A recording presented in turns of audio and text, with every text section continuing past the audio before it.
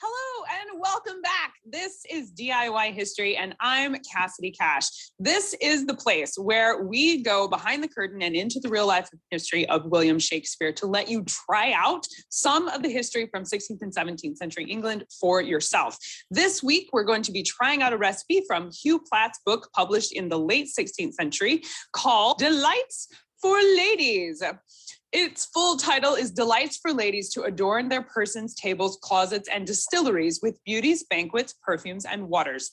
He was quite a lengthy title type person, this Hugh Platt, but we're trying out a recipe for an Elizabethan stain remover. In this episode, we're going to find out exactly how well Elizabethan stain removers really work.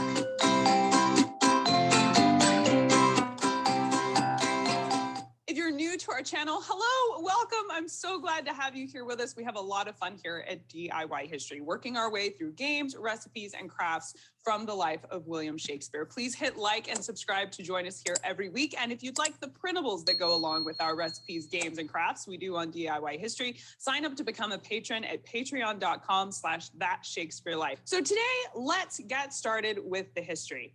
One of the main ingredients in this soap ball that we're going to use today is what Hugh Platt calls rock alum. This mineral is more formally known as potassium alum. It was used extensively in the wool industry as a dye fixer. Wool could be sold for a higher price if it was dyed, and so there was this strong demand for products like potassium alum, which allowed the dye to be more permanent. In the 15th century, alum was used both to make colors stay, like we mentioned, the permanent dye, as well as to be a brightener. So it makes sense that Hugh would have it included in his brightening recipe here, because it's essentially this early modern version of Clorox for colors. But it wasn't only a cleaner for clothes. You could also use it as an astringent. It was popular treatment for acne, and it's still used in many parts of the world today as a key ingredient in deodorant. Here in the US, alum is a popular ingredient for pickling recipes, and so it's easily found on the shelves of the US grocery stores.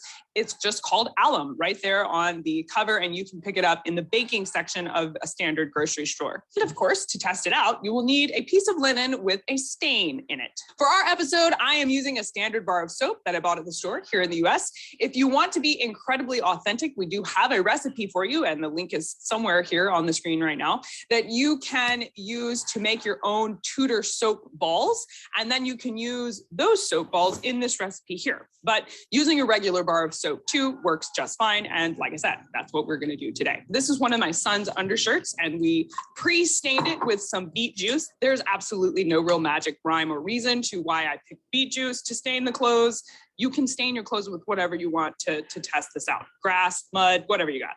Hugh says to take 4 ounces of white hard soap and beat it in a mortar with 2 small lemons sliced. So I started out by chopping up the soap. Now this is a standard 4-ounce bar of soap that I just bought at the store. I just chopped this up. You could probably grate it. Again, the recipe from Hugh Platt doesn't explain. It just says you should mix all of this up.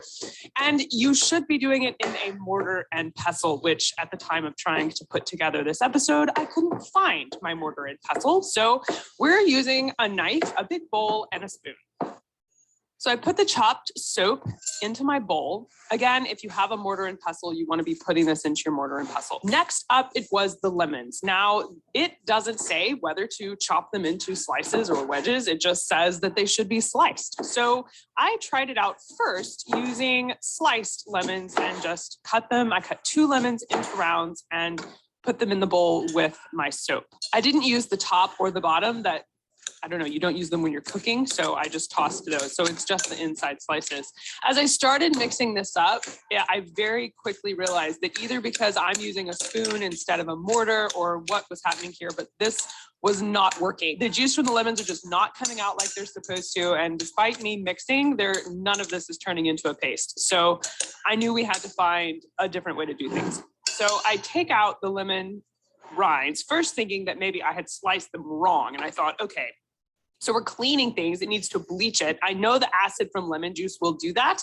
So I just decided, let's take out these sliced lemons and just use lemon juice.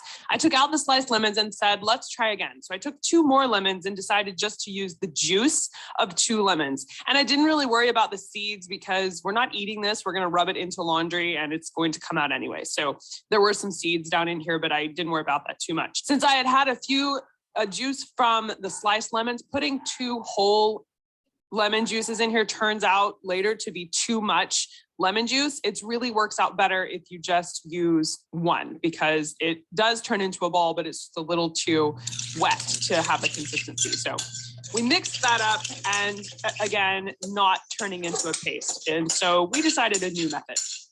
I took it to the food processor and put it in the food processor, knowing that food processors are a great alternative to spice grinders. So I figured this was a more modernized version of a mortar and pestle anyway. And I just processed it until it started turning into a paste. And I just did a few pulses until it got to this paste-like consistency. Then I opened it up and just kind of felt it. And it was definitely turning into a paste. So I felt like, okay, this is a good point to then put it back in the bowl and go add the other ingredients from Hugh Platt's recipe. So I take the bowl back over to my cutting board. And then the rock alum, it says as much as a hazelnut. So I measured out what looked like about a hazelnut and mixed that in there. Then I stirred it up until it started making a paste. Now it did paste up at this point.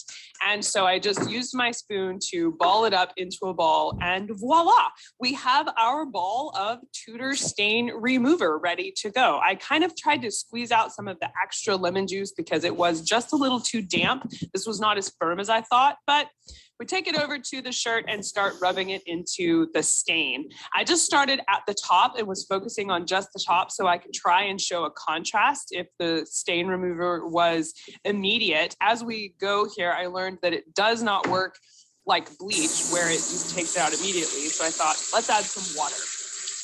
So I take it over to the sink to add the warm water that Hugh says you may need to fetch the stain out.